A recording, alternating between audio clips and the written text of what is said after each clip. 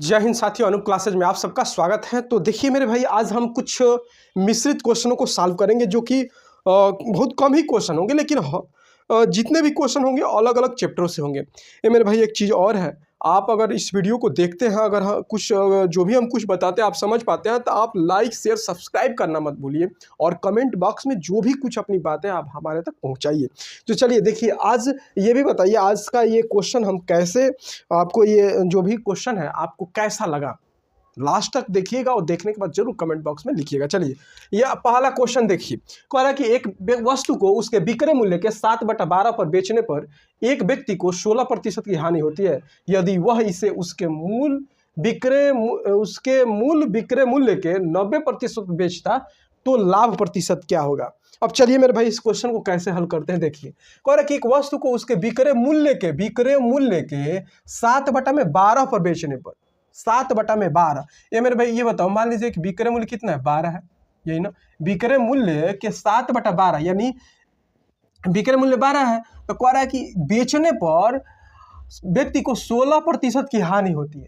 ये मेरे भाई बताओ, हाँ ये हानि है ना, क्या है हानि, यानी 7 रुपये की हानि होती है। ऐसे देखिएगा 7 रुपया है ना, 7 रुपये में मान लीजिए उसका 7 रुपये की हानि होती है, और ये हानि कितना है 16% की, तो कितना हो जाएगा, 100 में से 16 घटाएंगे तो 84 हो गया अगूड़े। अब कह रहा है यदि वह इसे विक्रय मूल्य के 90%, मूल विक्रय मूल्य, तो विक्रय मूल्य कितना है 12 है ना, 12 है, तो 12 का 90% 9 बटा में कितना हो जाएगा मेरे भाई 10। ये आपका क्वेश्चन सॉल्व हो जाएगा। चलिए घटाइए, 7 एकम में 7, 7 दूनी के 14 हो गया, 12 144 हो गया, अगुड़े कितना हो जाएगा मेरे भाई 9, बटा में 10। चलिए इसको हल कीजिए, 9 चौके के 36 के 6, 3 बचा, 9 चौके के 36 3 39, 3 बचा, 9 का 9 3 12, बटा में 10।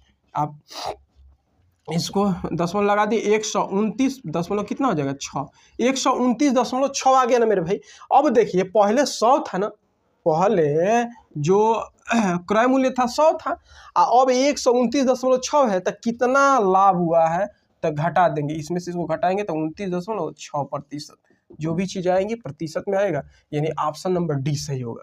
देखिए मेरी एक चीज़ और है, अगर क्वेश्चनों को अगर समझ में आपको दिक्कत होती है तो आप हमसे बताइए, अपनी बातें हमारे तक पहुंचाइए, तभी हम समझ पाएंगे, तभी हमको लगेगा कि आपको समझ में नहीं आ रहा है तो आप हमसे कहिए। देखिए ये क्वेश्चन बहुत मोस्ट इंपॉर्टेंट है, ये क्वेश्चन सभी मेरे भाई ने इस क्वेश्चनों को सॉल्व नहीं कर पाते हैं। तो चलिए फिर अगला क्वेश्चन देखते हैं। क्वेश्चन नंबर दूसरा कह रहा है यदि a + b + c = 13 और ab + bc + ca = 54 है, तो a का क्यू + b का क्यू + c का क्यू -3abc निम्न में से किसके बराबर होगा। चलिए मेरे भाई इस क्वेश्चन को हल कीजिए। एक चीज़ और मेरे भाई देखिए, हम बता दें, आप जो क्वेश्चन आप कर ले रहे हैं वो तो कोई दिक्कत नहीं है, आपको उन्हीं क्वेश्चनों पर ज़्यादा मेहनत करना है जो क्वेश्चन आपसे नहीं बन पाते। सच में बताएं, जो क्वेश्चन आप बना लेते हैं तो ठीक है, जो नहीं बनाते हैं उसको सीखिए बनाने के लिए, तभी मेरे भाई ना कुछ आपका नंबर अधिक आएगा, या तो टेस्ट में या तो आप पास कर पाएंगे। एक चीज़ ध्यान दीजिएगा, अगर सच में बताएं मेरे भाई, अगर आप तरीके नहीं बदलेंगे तो आपकी स्थिति नहीं बदल सकती। इसलिए मेरे भाई स्थिति को अगर बदलना है तो आपको तरीका बदलना ही होगा, आप कुछ अलग कीजिए। चलिए अब देखिए इस क्वेश्चन को कैसे हम हल कर रहे हैं। कह रहे यदि a + b + c = 13 और ab + bc + ca = 54 है, तो a का क्यू + b का क्यू + c का क्यू -3abc का मान ज्ञात कीजिए। अब देखिए मेरे भाई ये क्वेश्चन कितना आसान हो जाता है, बस से आपको अगर फार्मूले याद है तो a का क्यू + b का क्यू + 3 का क्यू -3abc = ये होता है a + b + c, सारा कोष्टक में a, ध्यान दीजिएगा, a + b + c का whole square -3ab + bc + ca। अब चीज़ देखिए मेरे भाई, मान लीजिए ये आपसे क्वेश्चन नहीं आया, ठीक है, लेकिन ना ऐसा आप इसको समझिए, इस प्रकार पढ़िए कि अगर इसके बाद यह क्वेश्चन अगर आए तो आपसे ना छूटे, ना आप उसको बना पाए। यही चीज़ें हैं, मैं बार बार बताता हूँ मेरे भाई, आप नहीं जानते हैं ना, कोई दिक्कत नहीं है, सबको परेशानियां होती है, सबको एक साथ नहीं हर चीज़ें नहीं आती। नहीं आता है कोई दिक्कत नहीं है मेरे भाई, लेकिन हम समझा दे रहे हैं, इसके बाद आपको आना चाहिए। अगर इसके बाद अगर नहीं आता है तो आप में गलतियां है, आप गलती कर रहे हैं। इसलिए मेरे भाई नहीं आता कोई दिक्कत नहीं, नहीं आ रहा है तभी हमसे पढ़ रहे हैं। अगर आपको हर चीज़ आता तो बताइए, आप किसी से नहीं, हमसे नहीं, किसी से भी नहीं पढ़ते। आपको कुछ आता है, कुछ नहीं आता। जो नहीं आता है उसको जानने का प्रयास कीजिए और ऐसा सोचिए कि आज के बाद अगर यह क्वेश्चन आपके नज़रों से आए तो आप उसको हल कर पाए।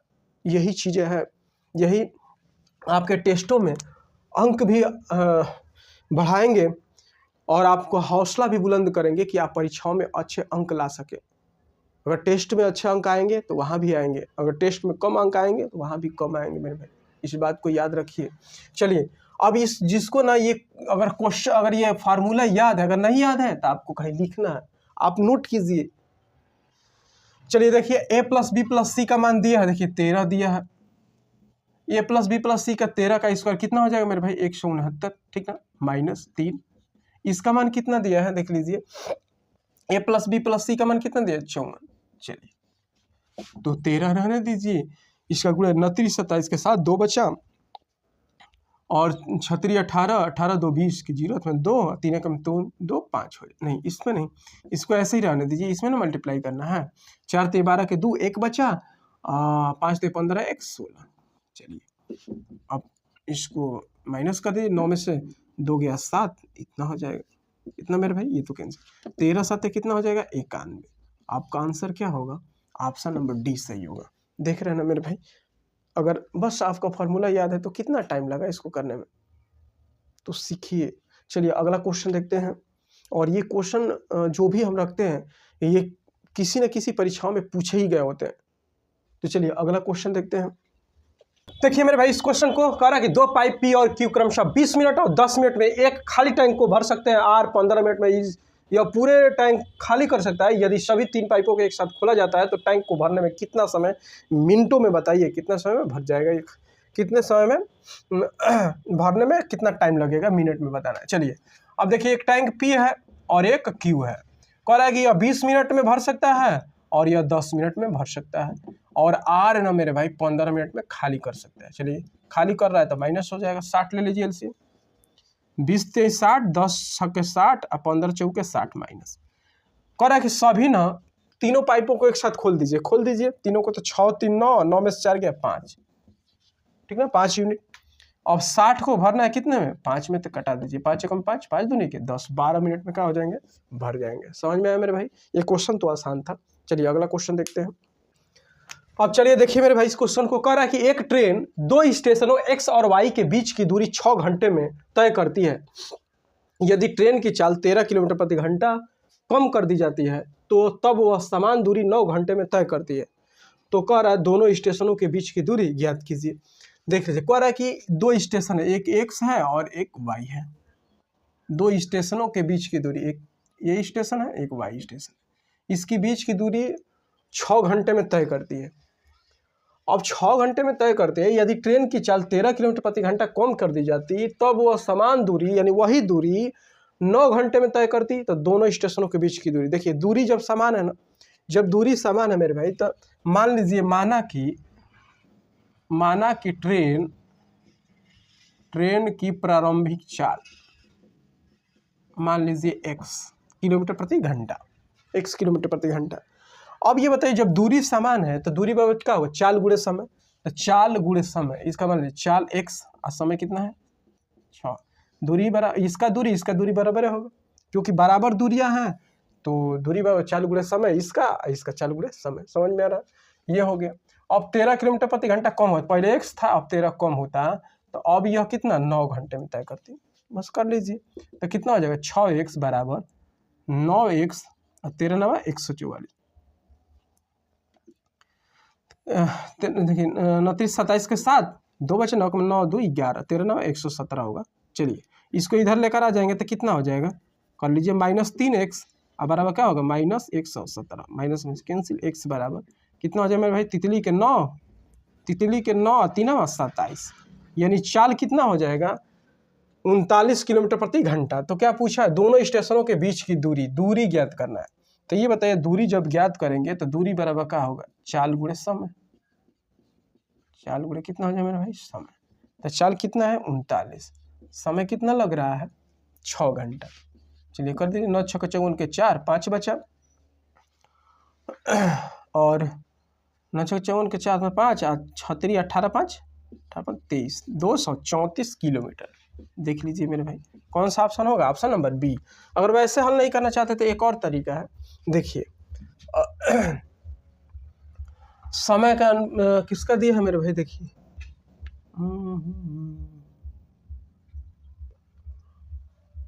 चलिए समय का अनुपात दिया है कितना 6 है और 9 है मेरे भाई। इसको कटाइए, 3 दूनी के 6 तितली के 9, तो ये स्पीड का अनुपात हो जाएगा, चाल का अनुपात हो जाएगा, 3 संबंध 2 हो जाएगा। ये चाल का अनुपात हो गया, क्योंकि इस दूरी बराबर है, दूरी समान है, तो जो समय का अनुपात होगा उसका उल्टा चाल का अनुपात होता है। कितना कम लगा है 1 बराबर कितना 13 किलोमीटर हो गया। तो इसका चाल निकालना 13 दिया 39, गुणे किस में कर देंगे 6 से मेरे भाई। देखिए 234 किलोमीटर हो जाएगा। अगर इसका करेंगे तो 13 दूनी के 26 और 26 में आप 9 से गुणा कर देंगे तो भी हल हो जाएगा। समझ में आया? ऐसे क्वेश्चन को आप ऐसे भी बना सकते हैं, ऐसे बना सकते हैं, कोनो दिक्कत ना है। चलिए अगला क्वेश्चन देखते हैं।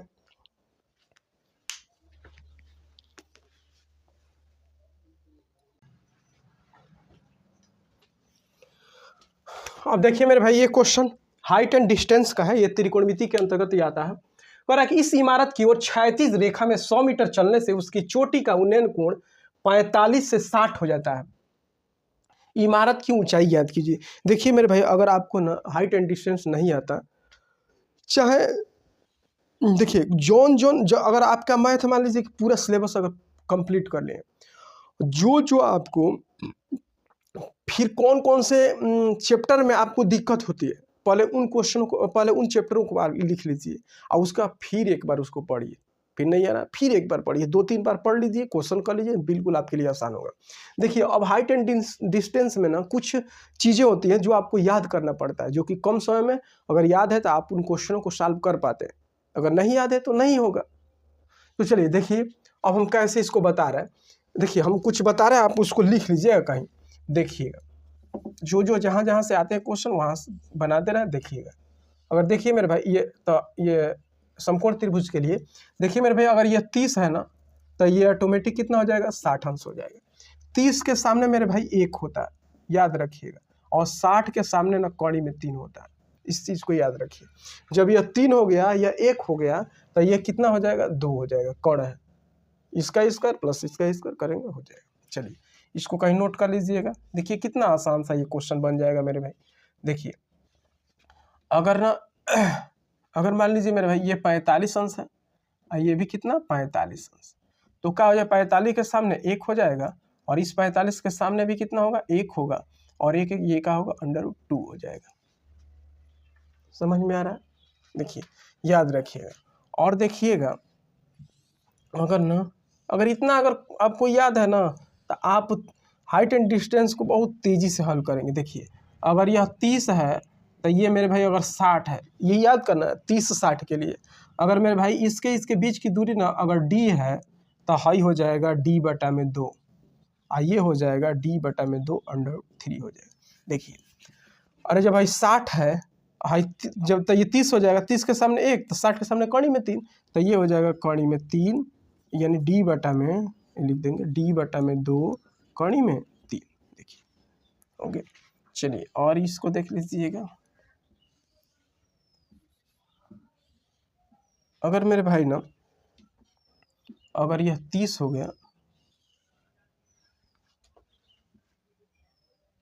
ये 45 हो जाए मेरे। देखिए 30 हो, ये तो बना दिए, 30-60 के बना दिए। देखिए जो दूर होगा ना वह कम कोण बनेगा, जितना पास आएंगे ना कोण ज़्यादा होगा।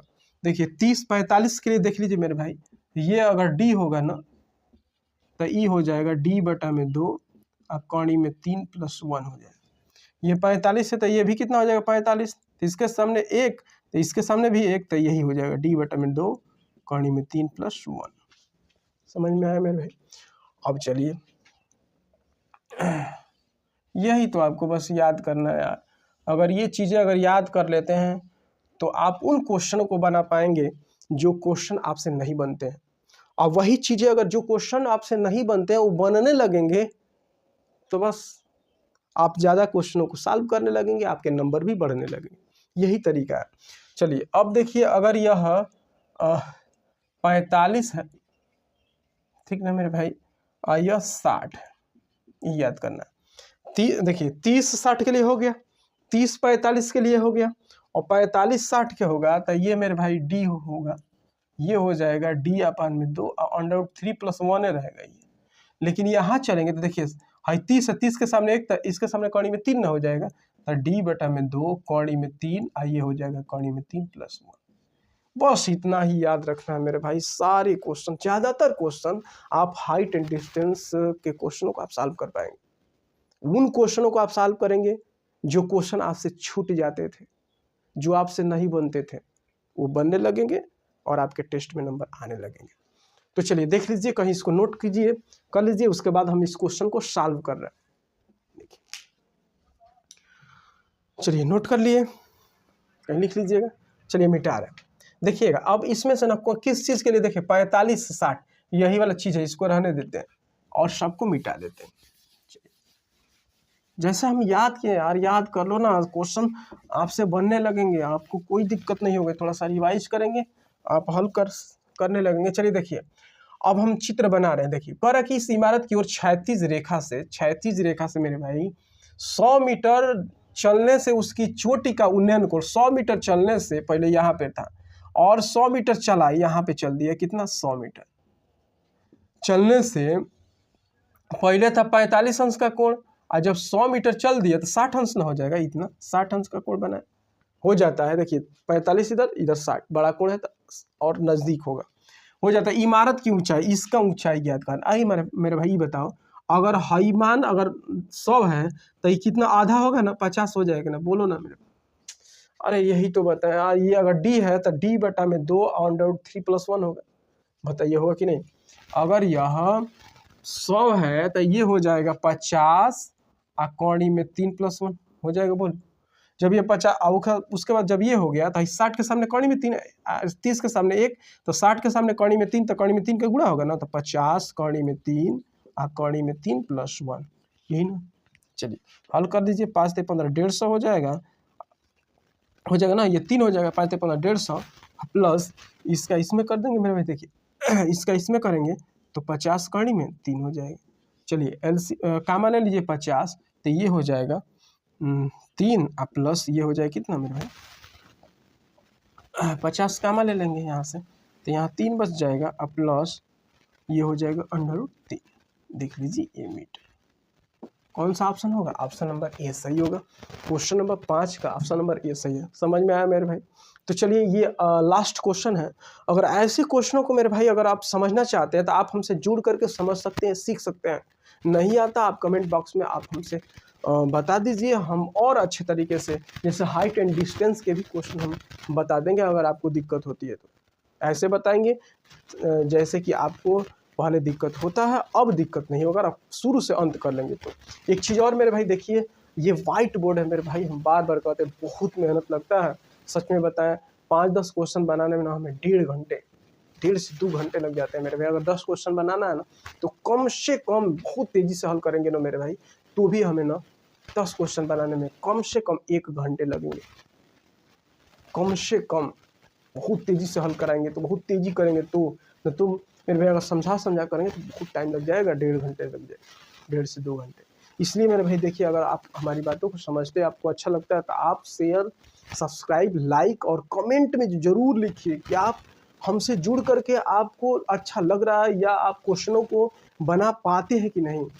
देखिए हम पढ़ाते हैं ना, हम बार बार यही सोचते हैं कि क्या आप लोगों को समझ में आ रहा होगा कि नहीं, आपको हमारी बातें, हमारा जो बताया गया जो भी चीज़ें हम पढ़ाते हैं आपको अच्छा लगता है कि नहीं। इसलिए मेरे भाई आप कमेंट करना ना भूलें, आप ज़्यादा से ज़्यादा शेयर कीजिए। फिर देखिए हम फिर कल मिलेंगे एक नए क्वेश्चनों के साथ। तो आज के लिए बस इतना ही। जय हिंद।